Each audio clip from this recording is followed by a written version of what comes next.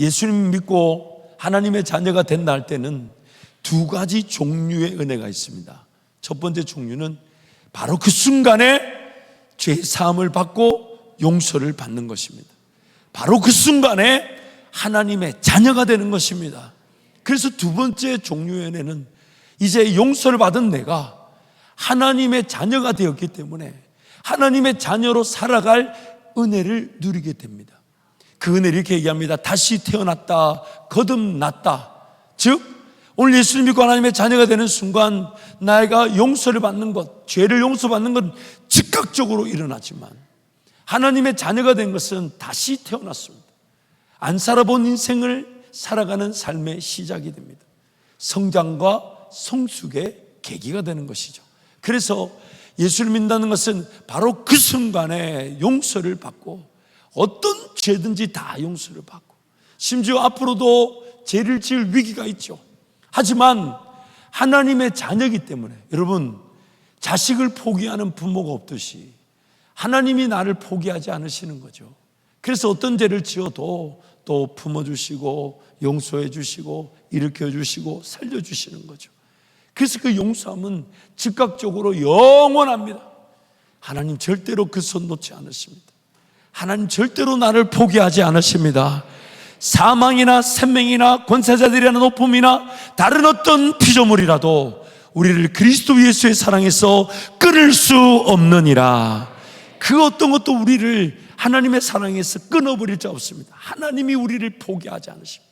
또한 포기하지 않으신 하나님이 자녀로서 성장할 수 있도록 안 살아봤던 삶을 살아볼 때 하나님의 그 은혜, 아버지가 누구며 그 하나님 아버지의 큰 사랑이 뭐며 나는 어떤 존재며 뭘 하면 잘하는지, 뭘 좋아하는지, 뭘 제일 행복하게 여기는지, 뭘 자유하는지, 어느 길에서 즐겁게 춤을 추는지, 어느 길에서 인생길이 하나님과 동행하며 하나님을 경험하게 되는지 이제 그 은혜를 주시겠다는 거예요.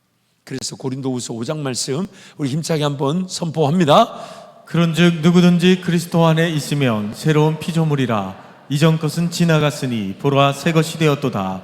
모든 것이 하나님께로서 났으며 그가 그리스도로 말미암아 우리를 자기와 화목하게 하시고 또 우리에게 화목하게 하는 직분을 주셨으니 이전 것은 지나갔습니다. 하나님이 묻지도 않으십니다. 따지지도 않으십니다. 정죄도 안 하십니다. 심판도 안 하십니다.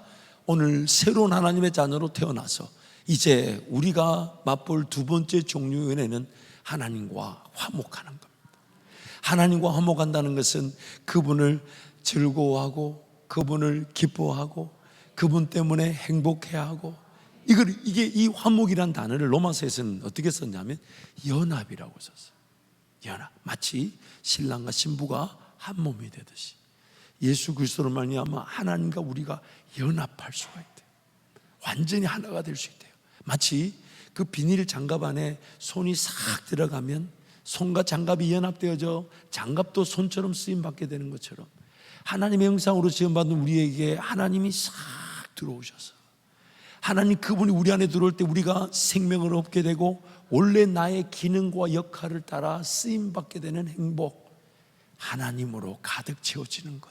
그래서 간단하게 이렇게 얘기하는 거예요. 성령의 충만함을 받으라. 성령의 충만함을 받으라. 그것이 오늘 우리가 누리는 거예요. 그래서 예수님이 이 땅에 오셨을 때도 예수님 이름이 두 가지였어요. 예수님 이름이 두 가지. 마태복음 1장 말씀 함께 선포합니다. 아들을 낳으리니 이름을 예수라 하라. 이는 그가 자기 백성을 그들의 죄에서 구원할 자이심이라 하니라. 이 모든 일이 된 것은 주께서 선지자로 하신 말씀을 이루려 하심이니 이르시되 보라 처녀가 잉태하여 아들을 낳을 것이요 그의 이름은 임마누엘이라 하리라 하셨으니 이를 번역한즉 하나님이 우리와 함께 계시다 함이라. 예수님의 이름이 두 가지인데 첫 번째 예수라고 불린 이유가 뭐냐면 그가 자기 백성을 그들의 죄에서 구원할 자, 그 죄에서 용서함을 받게 할 것이기 때문에 그의 죽으심으로 말미암아 우리가 안 죽게 되는 거죠. 그래서 예수인데 또한 임마누엘, 죄에서 용서를 받은 저와 여러분이 영원히 하나님과 동행하게 된다는 것입니다. 영원히 하나님이 우리와 함께 하신다. 참 오늘 제가 전할 말씀이 많은데 그러면 좀 더 쉽게 여러분한테 이런 현실적인 표현이 좋을 것 같아요. 하나님이 나를 포기하지 않는다는 말은 하나님이 나를 지키시고 보호하시고 인도하시고 하나님의 은혜를 맛보게 하신다는 뜻도 있지만 동전의 다른 면이 더 분명한 뜻이 있어요. 내 마음대로 세상살이가 될까요? 안 될까요? 아니, 될까요? 안 될까요? 그러니까 빨리 하나님 만나는 게 제일 행복합니다. 안 느껴지고 안 믿어지고 안 깨달아지는 게 그게 너무 가슴 아픈 거지. 생각해 보세요. 하나님 날 포기하지 않는데, 그러니까 세상살이도 내 마음대로 될까요? 안 될까요? 아니, 왜 이렇게 분위기 안 좋아요?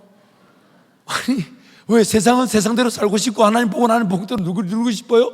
그게 안 된다는 거예요. 하나님 나를 포기하지 않는다는 말은 나를 붙들고 있는 그 손을 놓지 않으신다는 거잖아요.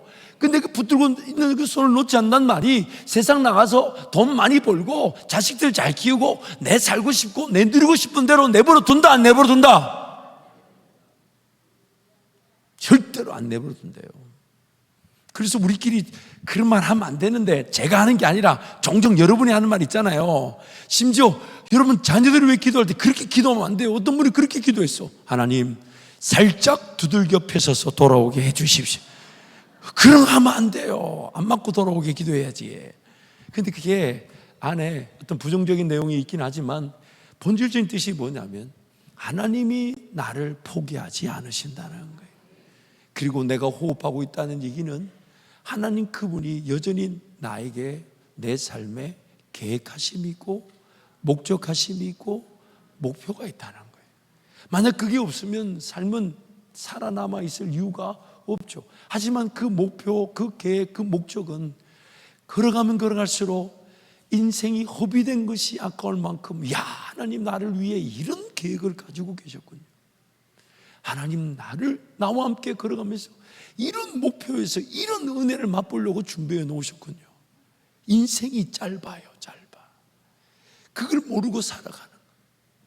그러다 보니까 오늘 우리의 정말 문제점은 첫 번째, 제 용서함에 그 은혜를 누리지 못하는 게 문제가 아니라 그건 이미 즉각적으로 받았으니 누리고 있지만, 두 번째, 종류의 그 은혜를 제대로 맛보지 못해요. 하나님이 우리와 함께 하셔서 자녀로 살아가게 하시는데, 그래서 자녀임은 또한 상속자라 하셨고, 하나님이 물려주신 기업이 있다 하셨고, 하나님 그분의 나라를 이어받을 하나님의 재산을 상속받은 자인데, 그래서 자녀이면 또한 상속자, 그리스도와 함께한 상속자인데, 그 자녀의 권세와 능력을 맛보기 위해 살아가는데 그 자녀의 권세와 능력을 제대로 맛보지 못한다는 거예요. 그러므로 오늘 저와 여러분이 두렵고 떨려야 될 게 뭐냐면, 왜 내 귀에는 하나님의 음성이 안 들릴까? 왜 내 눈에는 하나님 나라가 보이지 않을까? 왜 내 가슴에는 그 삶이 하나님 앞에 드릴 수밖에 없는 꿈과 비전으로 불타오르지 않을까? 나는 하나님과 관계가 없는 건가? 그렇지만 또 하나님과 관계가 없다라고 끝을 낼 수가 없는 게 지옥 가잖아요. 그렇잖아요. 현실적으로 지옥 가잖아요. 그럼 야, 이거 아닌데, 내가 하나님의 자녀인데. 그러면 분명히 하나님 나에게 음성을 주실 텐데, 나에게 보여주실 텐데, 내 꿈이 되어주실 텐데.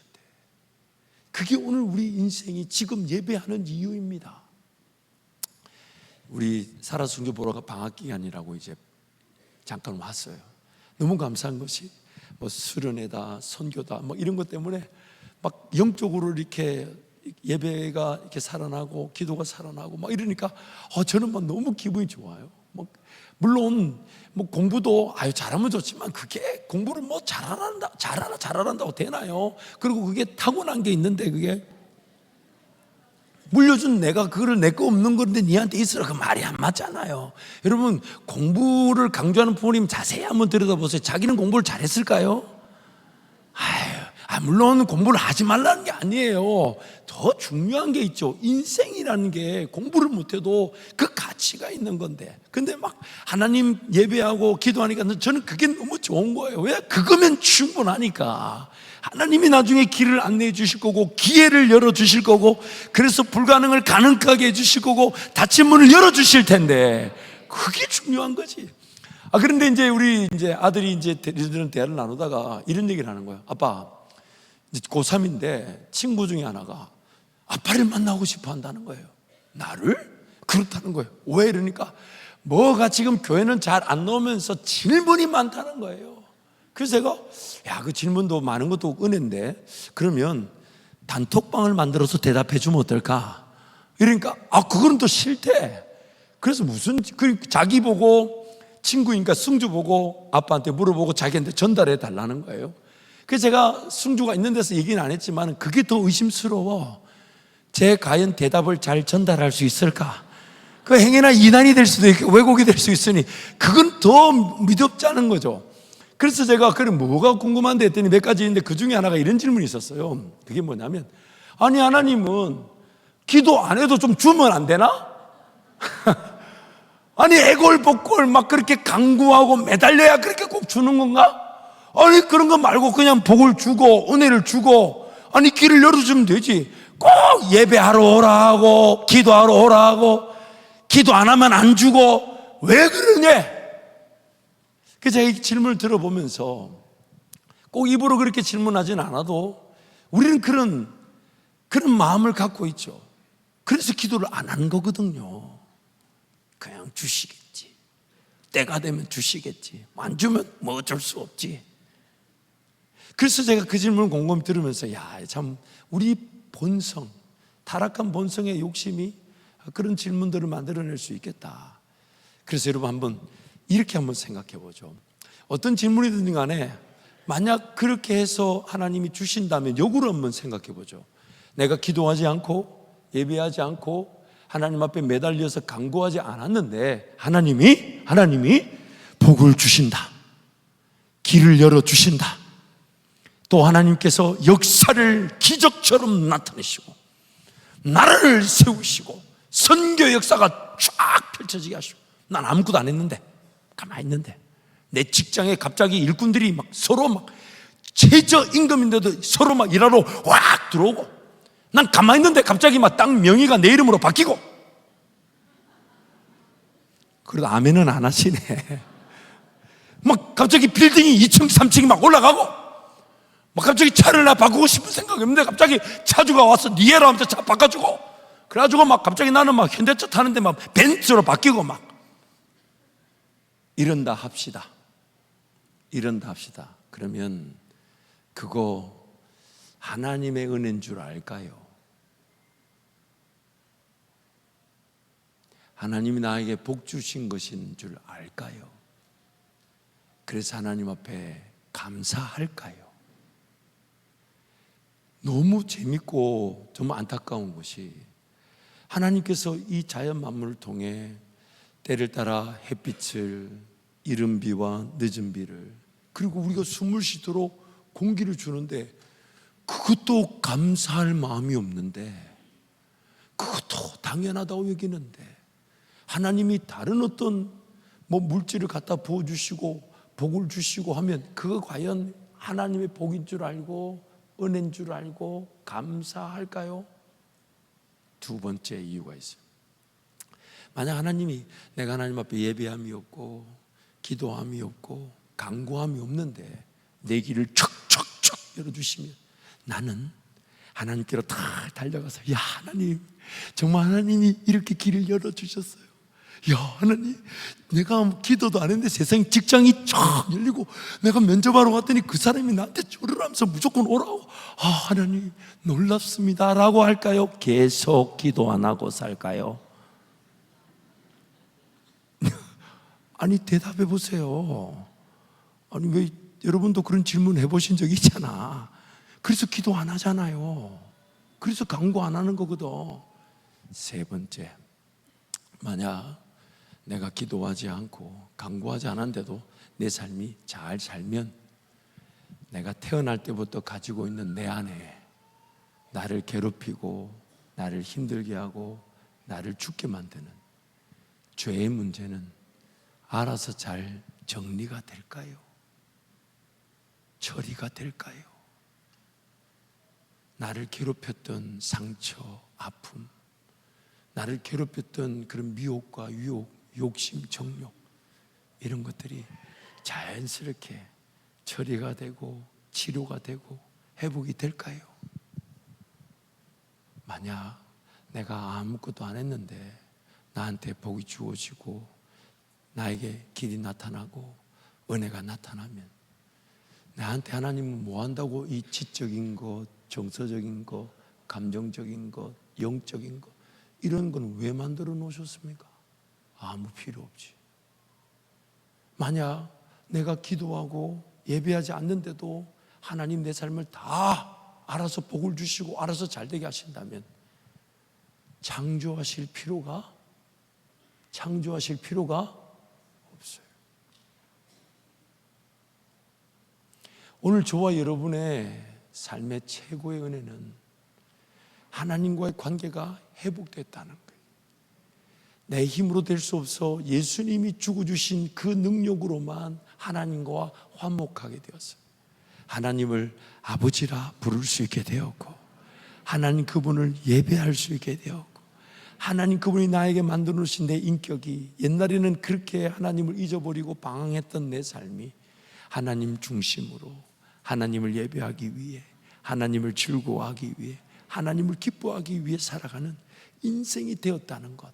그런데 하나님은 그 마땅한 예배와 마땅한 기도가 하나님 나라의 꿈을 꾸는 계기가 되게 하시고, 하나님의 영광을 보는 계기가 되게 하시고, 하나님 나에게 소원을 두고 기도하게 하시는 하나님의 일하심의 시작까지 되게 하시니, 그 예배가 더 귀한 예배를 위한 시작이 되고 하나님의 은혜를 맛보는 통로가 되게 하시니, 그래서 항상 은혜 위에 은혜의 길을 걸어가며 믿음에서 더 큰 믿음으로 나아가고, 내가 받은 생명이 더 많은 생명의 열매를 거두되 내가 본 영광이 더 큰 영광을 볼 수 있는 시작이 되게 하시는 것. 이게 바로 우리가 하나님의 자녀로서 누려야 될, 지금 누려야 될 은혜인 것입니다. 근데 그 은혜를 누리지 못한 채 비은혜의 감옥에 갇혀 있습니다. 분명히 죄에서 용서는 받았는데 예배가 잘 안 돼요. 예배가 왜 안 될까요? 하나님 은혜가 없으니까.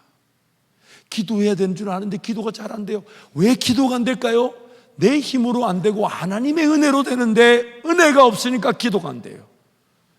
말씀을 읽어야 되는 줄 아는데 왜 말씀이 안 읽혀질까요?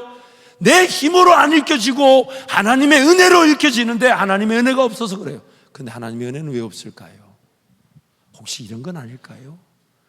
내가 내 인생의 여전한 주인이 되어서 내가 해결하고 내가 처리하고 싶은 일을 붙들고 있느라 하나님의 그 은혜의 자리를 거절하고 있는 건 아닐까요? 마치 비은혜의 감옥 안에 갇혀가지고, 지금 인생의 목적이 그 감옥에서 나오는 건데 그 감옥 안에 갇혀가지고 그 감옥을 적응하고 그 감옥에서 살만하고 그 감옥에서 인생을 지키려고 하고 그 감옥 안에서 인생을 보듬으려고 하고, 그래서 거기서 그냥 땅이나 몇 평 좀 더 늘리고 집을 좀 더 안정감 있게, 타던 차를 좀 편안하게, 자식들도 좀 안정적이게. 지금 주님은 그 인생이라는 그 감옥 안에서 문을 열어놓으시고 너는 나를 따라오너라 하는데, 아유 주님 잠깐만요, 내가 여기 땅을 거의 투자를 다 해놔가지고 이제 융자가 끝나면 요거 팔아가지고 더 큰 땅을 살 건데, 그럼 내가 주님을 위해 멋지게 일을 할 텐데 뭐 자꾸 오라고 하냐고, 저기 땅을 기다리라고. 혹시 이러고 있지는 않나요?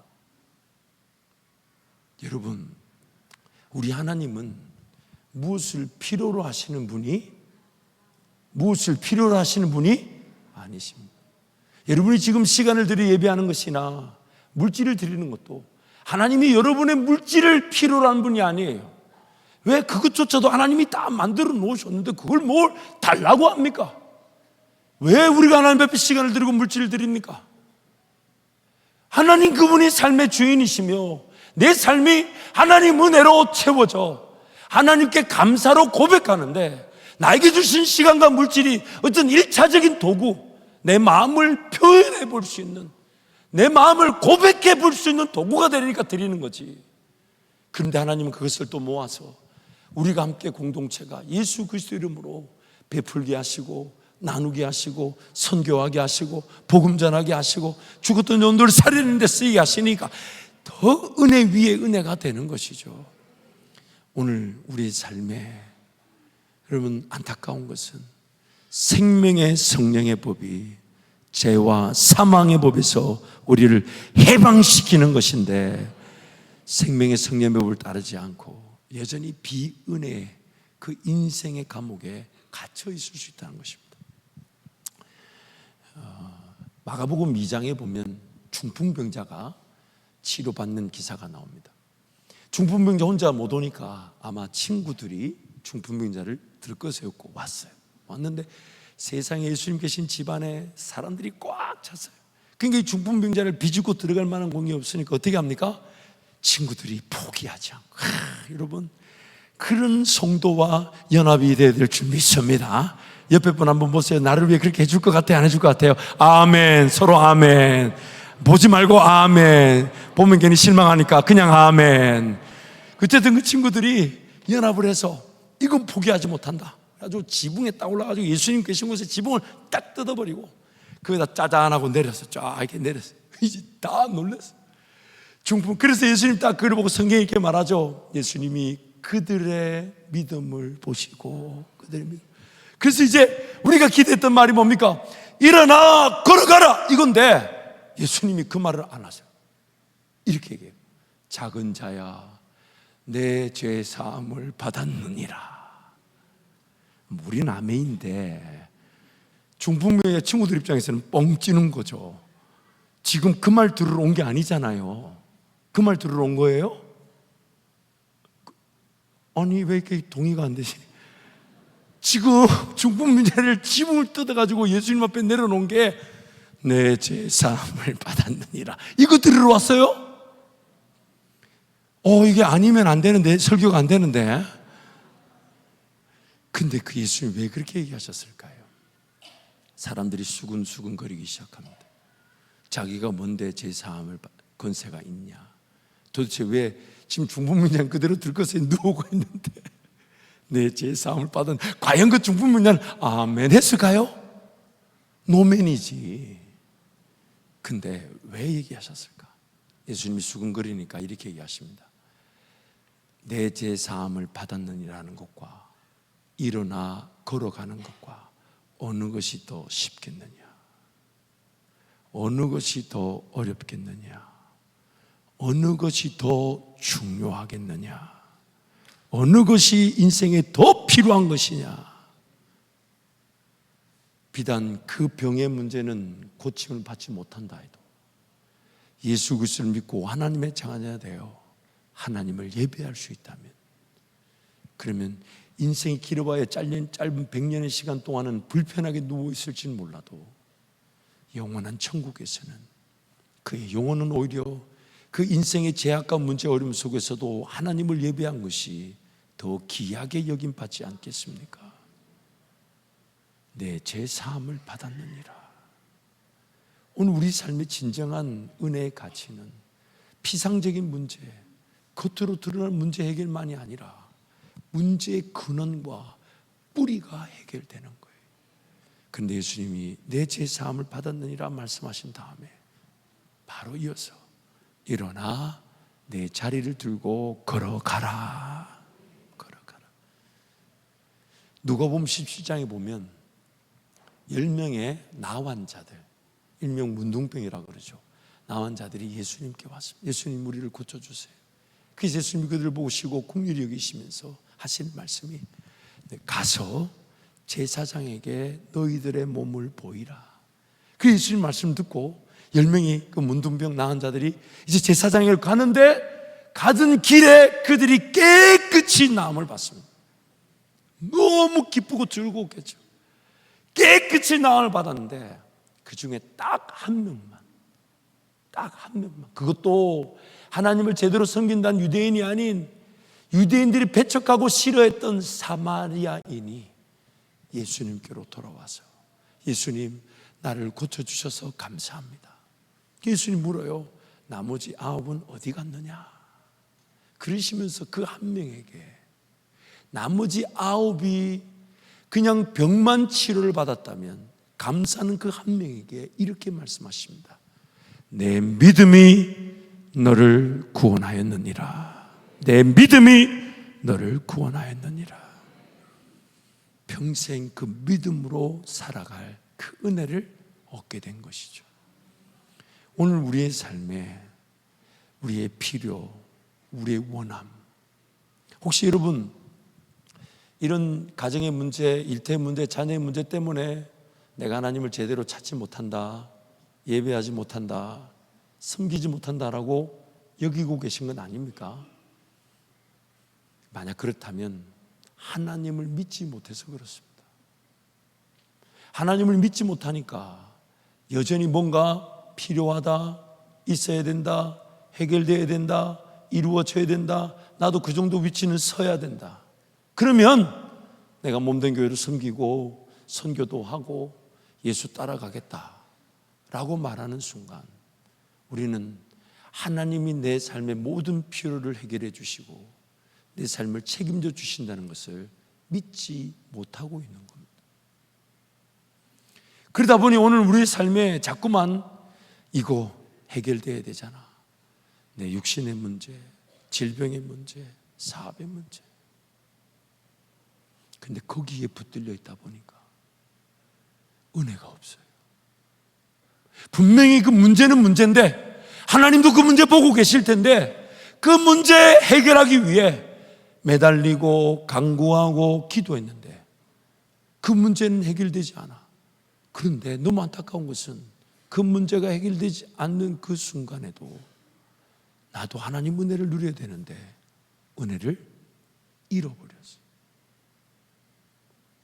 자식 붙들고 씨름하고 직장 붙들고 씨름하고 일터, 삶, 건강 이런 거 붙들고 씨름하느라 정작 하나님이 주실 은혜를 기대해 보지 못한 채 내가 원하는 은혜, 내가 필요로 하는 은혜, 내가 바라는 은혜, 내가 해결되기 원하는 거, 먼저 처리되기를 원하는 거, 먼저 정리되기 원하는 거, 먼저 회복되기 원하는 거. 근데 하나님은 지금 거기가 아니라 야 여기야, 이리 와, 넌 나를 따라와, 넌 나를 따라와. 근데 안 가요. 그리고 그 은혜 자리에 붙들려 있는 겁니다. 누가복음 15장에 보면 예수님 비유로 잃어버린 아들에 대한 비유를 얘기하시죠. 한 아버지가 두 아들이 있었답니다. 근데 둘째 아들이 어느 날 아버지 재산 나한테 물려줄 거 미리 달라고. 참 못된 놈이죠. 못된 놈이죠. 근데 아버지가 그걸 줍니다. 그래가지고 그 재산 얼마나 많이 받았겠어요. 근데 받았는데 그 자식이 그 재산이 관리가 될까요? 안 될까요? 여러분 물질을 달라는데 안 주는 거는 관리 능력부터 키우라는 뜻이지. 물질 이상하게 어떤 분이 그랬어요. 목사님 저만 투자하면 아파트 값이 떨어진대요. 제가 그래서 그분 종종 그분 저기 누가 투자한다면 그거 가지 마세요. 그분 투자해서 그거 가지면 가면 돼요. 그거 가면 안 돼. 자기 말이 너는 뭐 제가 안 믿고 자기만 돈을 넣으면 아파트 값이 떨어진대. 왜 그럴까요? 하나님은 도대체 뭘 원하시는 걸까요? 복을 받지 말라는 게 아니라 관리 능력이 없으면 복이 가면 안 된다는 걸 가르쳐 주시는 거죠. 그 아들이 재산을 받아 나갔지만 그게 삶이 되겠습니까? 허랑방탕하게 쓰다가 나중에는 돼지들이 먹는 그 지엄 열매도 먹을 게 없어가지고 기어이 두 손 들고 전부여 하고 아버지께로 왔더니 아버지가 그걸 또 받아주는 거죠. 왜? 자식이니까. 그런데 이야기가 비유 이야기가 그래서 끝나지 않습니다. 큰아들은 둘째 아들과는 다르게 아버지 품을 단 하루도 떠난 적이 없었습니다. 심지어 그 아들이 허랑방탕하게 사는 기간에도 아버지의 재산을 관리하고 아버지의 집을 지키려고 하고 아버지의 명에 따라 순종하려고 했지 자기 동생처럼 그렇게 인생을 허랑방탕하게 산 적도 없습니다. 심지어 그 둘째가 동생이 돌아오는 날도 아버지가 안아주는 날도 그 성경이 이렇게 말해요. 아버지의 밭에서 일하다 왔대요. 근데 그 아들, 큰아들이 이렇게 말합니다. 아버지, 나는 내 친구들을 위해 아버지의 재산 중에 염소 새끼 한 마리도 가져본 적이 없는데 아버지 나한테 염소 새끼 한 마리도 준 적이 없는데 아버지의 그 어마어마한 재산을 탕진한 저 아들을 또 받아주냐고. 아버지가 가슴을 치는 거예요. 가슴을 치. 이렇게 얘기하시죠. 야, 내 것이 다 네 것인데, 내 것이 다 네 것인데 그걸 맛보지 못했다 하고, 누려보지 못했다 하고, 가져보지 못했다 하고. 신앙생활을 하다 보면 이 큰아들 신드롬에 빠집니다. 함부로 시간을 써서 안 된다는 걸 압니다. TV 한번 보려는 것도 행여나 저 TV 드라마에 영화에 내가 너무 빠지는 거 아닌가. 이 시간에 기도해야 될 텐데. 문화를 하나, 습관 하나 만드는 것도 조심스러워요. 하나님 그분을 더 기뻐하고 즐거워야 되는 아는데 내가 세상에 이런 문화나 습관에 길들여져 가는 건 아닌가. 그날도 아버지의 밭을 이루듯이 시간을 이랬으면 안 돼, 물질을 이랬으면 안 돼, 그래도 하나님 나라 일해야 돼, 하나님 은혜를 구해야 돼, 하나님 나라 위해 살아야 돼. 안 그러면 지옥 가. 예배하러 가야 돼.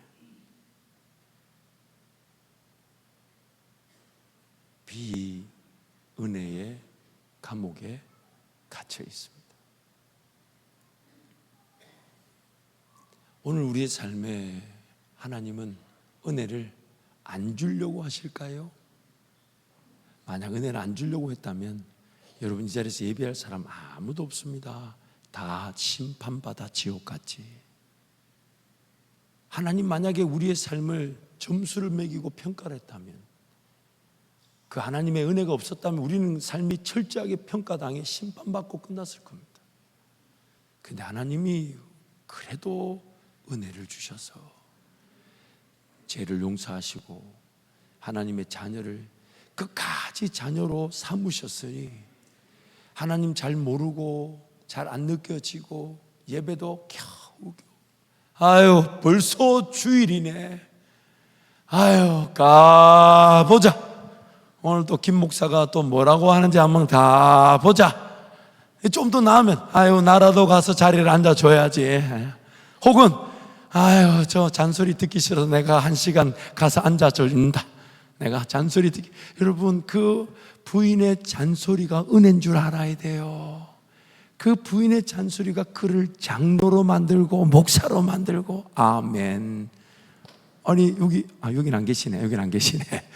몇 분 이부터 계셨는데 이부터. 근데 여러분 어느 순간 하나님과 나와의 관계, 신앙생활이 큰아들처럼 아버지 것을 내 것으로 누려보지 못한 채 살아야 된다는 그 삶에 붙들려 있는 건 아닐까요?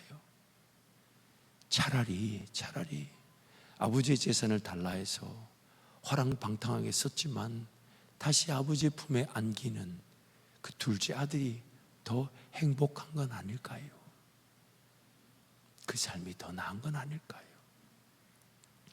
오늘 우리도 모르는 사이에 은혜 없이도 사라지는 줄 착각하고 삽니다. 그 은혜가 없다 보니 마땅히 하나님을 예배할, 왜냐하면 오늘이라도 내 삶이 마지막이 된다면 하나님 앞에 서게 되잖아요.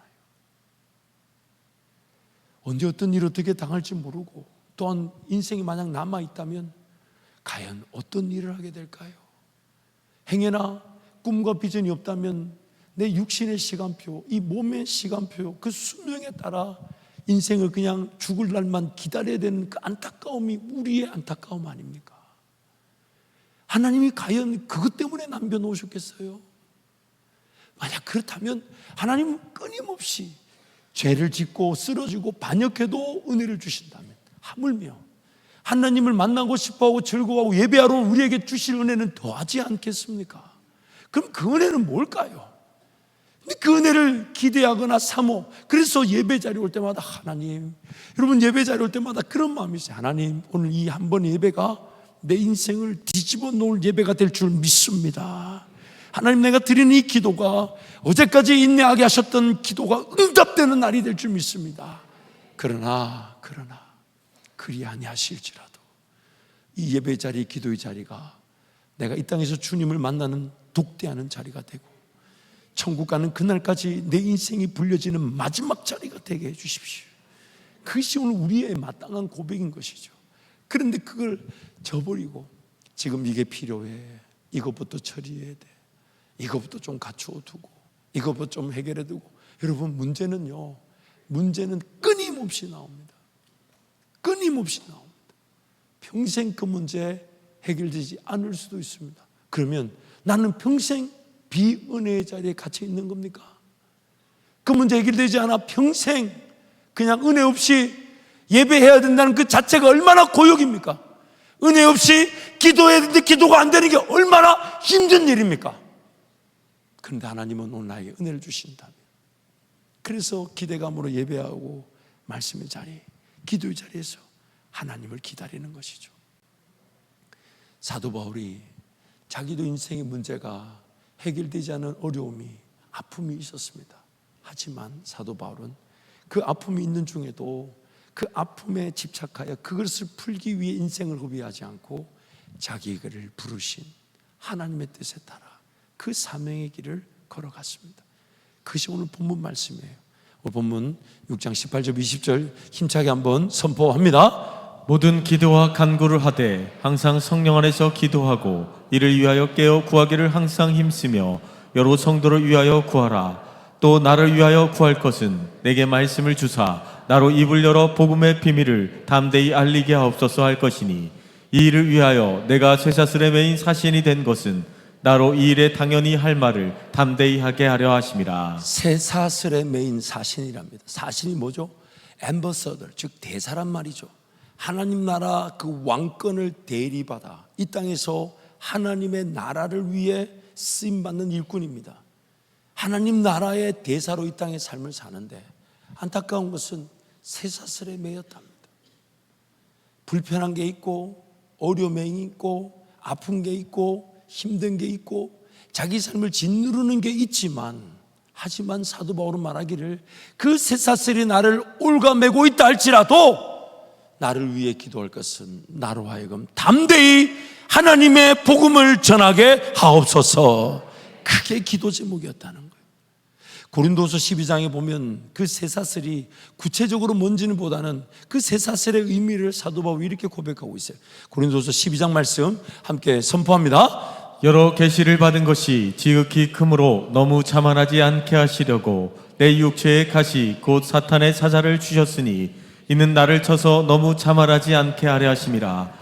이것이 내게서 떠나가게 하기 위하여 내가 3번 주께 간구하였더니 나에게 이르시기를 내 은혜가 내게 족하도다. 이는 내 능력이 약한 데서 온전하여짐이라 하신지라.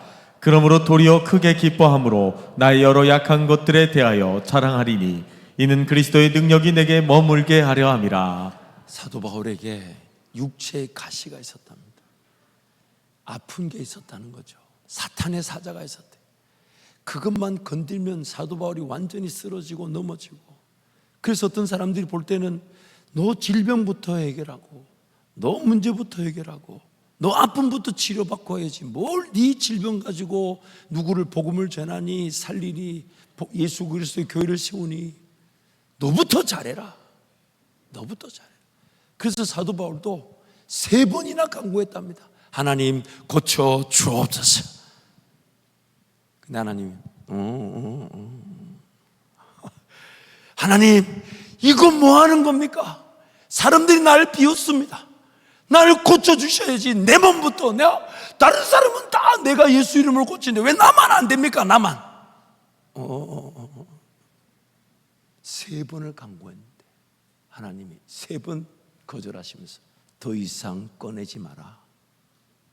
더 이상 너의 그 약함은 그대로 두고 너는 나를 따르거라. 해결되지 않은 질병, 문제, 어려움 그대로 두고 너는 은혜의 자리로 나오거라. 나를 기뻐하거라. 나를 즐거워하거라. 나만 바라보거라. 나만 의지하거라. 저희 부모님이 예전에 시골에서 목회를 하실 때 종종 이제 학교에서 이제 부모님도 오라 할 때가 있잖아요. 갔는데 부모님 그 선생님이 그렇게 얘기하셨어요. 사모님, 누군가를 살리고 교회를 세우는 것도 좋은데 자식부터 좀 잘 여러분의 그 웃음에 굉장한 상처가 생겨요. 사모님, 자식부터 좀 잘. 저희 어머니 마음이 어떠셨겠어요? 어떠셨겠어요? 제가 중학교 때, 제가 처음 교회 사에 간 것이 포항인데 중등부였어요. 야, 여러분, 중학생들 기도가 많이 필요합니다. 이런 말이 있잖아요. 북한군이 쳐들어오지 못하는 것은 예측 불가능한 중학생들 때문이라고. 어쨌든 중학생 사회를 갔는데 이제 주일이 지나면 월요일 학교를 가야 되는데 학교를 가려고 하는데 우리 그 신방하시는 이제 환갑이 넘으신 전사님이 저에게 갑자기 신방을 좀 같이 가달라는 거예요. 왜 그랬더니 부목사님이 지금 잠깐 출타하셔서 안 계시니까 저보고 신방을 가자. 그러면서 그 집이 지금 기도가 필요하다. 그래서 전사님 가거들랑 보혈 찬양 많이 해야 돼. 십자가 찬양 많이 해야 돼. 이러니까 약간 분위기가 어떤 분위기인지 아시겠죠? 그 신방 가는데 보혈 찬양 많이 하고 십자가 찬양 많이 해야 되는 거는 약간 영적으로 안 좋다는 얘기잖아요. 그러니까 막 갑자기 제가 학교 가려다가 끌려가가지고 어이구 이게 보혈 찬양 뭐 하나 이거 뭐 준비하고 그래 막 그래서 갔어요. 그래서 이제 그 집에 갔는데 그 이제 그 대문에 초인종을 제가 눌렀어요.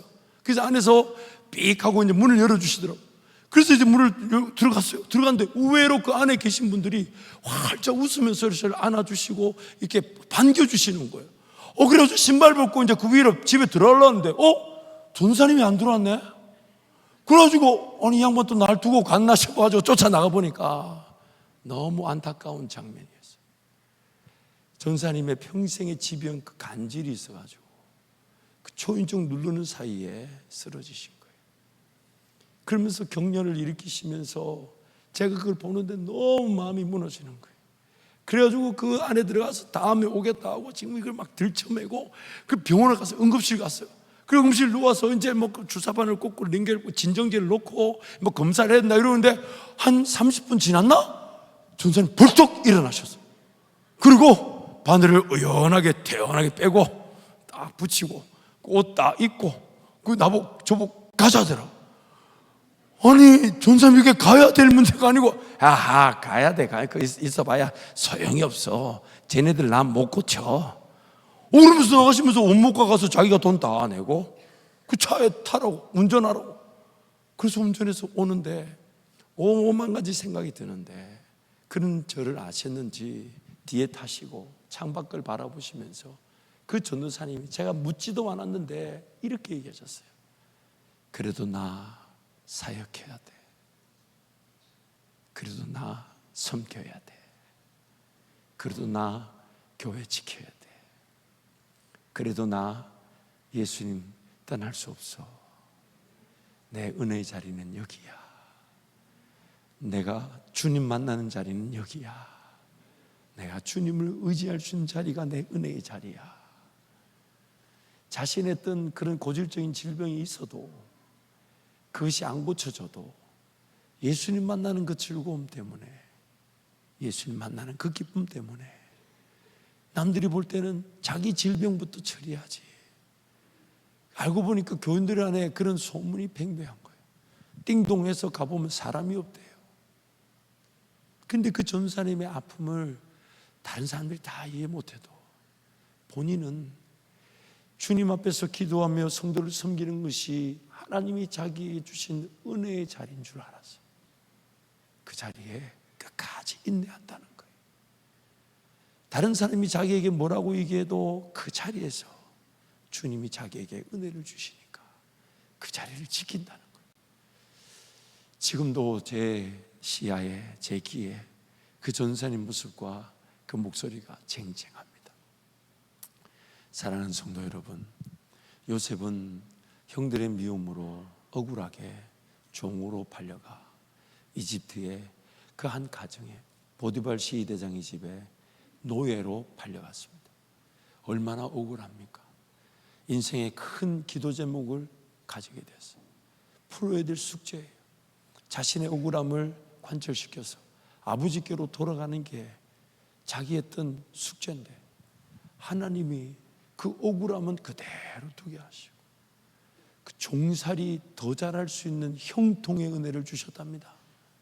그게 형통이래요. 그게 억울함이 해결되는 자리가 형통이 아니고, 억울한데 종살이 하는 게 지금 미치고 죽겠는데 종살이 더 잘하라고 형통의 은혜를 주셨대요. 근데 더 억울할 일이 생겼죠. 이제는 또 감옥에 갇혔어. 아니, 종살이 온 것도 억울한데 자기가 안 했는데 했다고 모함을 받아서 감옥에 던져진 거 얼마나 억울해. 그럼 하나님이 그 감옥에 던져진 요셉의 그 문제를 해결해 주셔야 되는데 그 문제를 그대로 두고 형통의 은혜는 간수한테 사랑받아서 감옥 생활 더 잘하게 만들었어. 나 진짜 제가 이렇게 말하면서도 두려워요. 정말 저도 사실 쉽지는 않은 것 같아요. 근데 여러분, 때가 되니까 하나님께서 요셉을 세우셨을 때 요셉이 받은 그 은혜가 요셉이 선 국무총리의 일을 감당할 은혜가 되게 하셨을 뿐만 아니라 지난날의 모든 억울함을 다 해결해 주셨어요. 요셉이 국무총리가 되었을 때 그를 모함하여 감옥에 집어넣었던 보디발의 아내는 어떤 심정이었을까? 성경이 기록하고 있지 않지만 우리끼리 하는 말 있죠. 고시다. 하지만 하나님 그런 것을 개의치 않으시는 거예요. 여러분, 어떤 문제에 있든지 간에 하나님 다 알고 계십니다. 어떤 어려움에 있든지 간에 하나님 이미 다 알고 계십니다. 심지어 정말 죽을 것 같은 인생의 위기 속에 있다 할지라도 그 문제는 하나님께서 때가 되면 처리해 주실 것이나 그리 아니하실지라도 그 문제가 해결되지 않는다 해도 그 어려움이 여전히 산더미처럼 나를 짓누르고 있다 해도 저와 여러분이 은혜 받을 것은 이 예배의 자리, 말씀의 자리, 기도의 자리, 내 삶을 책임져 주신다는 하나님의 음성을 듣는 게 은혜이고, 내 삶이 하나님 그분 손에 있어 절대로 망할 수 없다는 믿음이 주어지는 게 은혜이고, 하나님 그분이 돌아가 보면 문제 어려움이 산더미처럼 쌓여있는데 내 기도의 자리에서 나를 위로해 주시고 나를 격려해 주시고 나를 보듬어 주시듯 임재하시는, 그때 우리의 고백이 뭡니까? 바뀐 건 하나도 없는데, 해결된 건 하나도 없는데 하박국 선지자의 고백처럼 난 여호와로 인하여 즐거워하며 구원의 하나님을 인하여 기뻐할 것입니다. 그것이 우리의 고백인 거예요. 제가 여러분께 누차 이 간증을 한 적이 있는데, 제가 언젠가 어느 권사님 병원에 입원하셨다 해서 이제 병문안을 준비하면서 들려오는 소식은 병이 아프긴 한데 구체적으로 어떤 병인지 진단도 제대로 되지 않고 구체적인 치료법도 제대로 시작되지 않아 전전긍긍하고 있다는 거예요. 연세가 있다 보니까 병이 딱 꼬집어서 이게 문제다 저게 문제다 이게 드러나지 않은 거죠. 그래서 지금 병원에 입원해 계시긴 하지만 어떤 병인지 어떤 치료인지 전혀 손을 쓸 수 없어 이제 신망을 가니까 저 마음도 복잡하죠. 그래서 하나님 위로해 주십시오. 어떤 말씀을 줄까요? 어떻게 격려할까요? 찬송을 어떻게 부를까요? 이러고 갔는데 막상 병실에 딱 들었었더니 그 권사님이 환한 미소로 저를 보고 활짝 웃으시는. 그래가지고 제가 지금 찬송을 부르자 성경을 읽자 이런 말을 못했어요. 그러면서 저에게 한마디 하셨는데 그게 저에게 얼마나 은혜가 됐는지, 지금 병명도 모르고 아파서 입원해 있는데 치료도 지금 손을 못 대고 있는데, 그런데 그 여종이 하는 말이, 목사님 지난밤에 예수님 날 만나 주셨어요. 예수님 날 만나 주셨어요. 그 얘기를 저에게 하시는 거예요. 여전히 질병은 진단조차 되지 않아 병명조차 모르는데, 어떻게 치료해야 될지를 모르는데, 근데 그 여종이 살아난 것은 다름 아닌 예수님이 그를 만나 주셨다는 것. 오히려 제가 은혜가 될 뿐 아니라 제가 부러웠어요.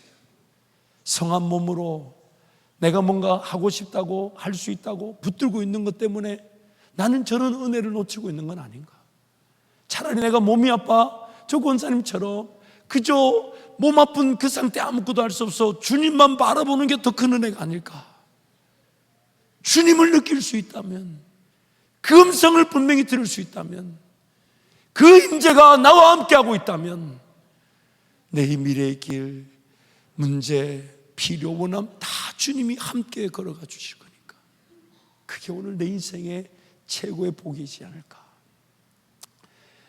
마가복음 1장에 보면 예수님이 제자들을 부르시죠. 특히 베드로를 부르시고 시몬, 안드레와 요한을 부르시는데 그 기사를 보면 이렇습니다. 그들이 배와 그물을 버려두고 심지어 아버지까지 버려두고 예수를 따랐다고 합니다. 근데 마가복음 1장 그 부르심의 사건 바로 이어서 어떤 사건이 나오면 예수님께서 베드로, 시몬 베드로의 장모의 열병을 고쳐주러 그 집에 들어가셔서 그 장모의 열병을 고쳐주는 사건이 나옵니다. 방금 전에 부모와 배와 금을 다 버려두고 예수님 따른다 했는데 예수님이 예수님 온전히 따르는 그 베드로의 필요를 아시고 그 장모, 그 집에 들어가 장모의 열병을 꾸짖고 고쳐주셨다는 거예요. 그러므로 오늘 우리의 삶의 필요 주님이 모르시지 않습니다. 내 어려움, 내 문제 해결돼야 될 거, 있어야 될 거 주님 모르시지 않습니다. 그것도 하나님께 때가 되면 반드시 해결해 주실 것이나 오늘 나에게 은혜는 그 문제가 해결돼야만이 은혜를 누리는 게 아닙니다. 그 어려움이 처리돼야만이 은혜를 누리는 게 아닙니다. 나의 은혜는 지금도 나에게 하나님은 복을 주시기를 원하시며 지키시기를 원하시며 은혜 베푸시기를 원하시며 평강 주시기를 원하신다고. 고린도후서 말씀이 뭐라고 얘기합니까? 지금이 은혜 받을 만한 때요, 지금이 구원의 날이라고. 그러므로 여러분, 그 비은혜의 감옥에 갇혀있지 마시고 예수님께로 달려나가십시다. 예배의 자리로 달려나가십시다. 말씀과 기도의 자리에서 나에게 은혜 베푸실 하나님, 인생의 문제, 어려움 그것도 다 고하지만 그거 다 한 번쯤 접어두고 내려놓고요, 하나님 지금 저를 만족시켜 주실 것을 기대합니다. 그것이 어떤 은혜, 어떻게 나타날지 아무도 모르지만 하나님 나를 만족시켜 주셔서 그 은혜면 내게 충분함을 알게 하여 주옵소서. 우리 함께 찬송할까요?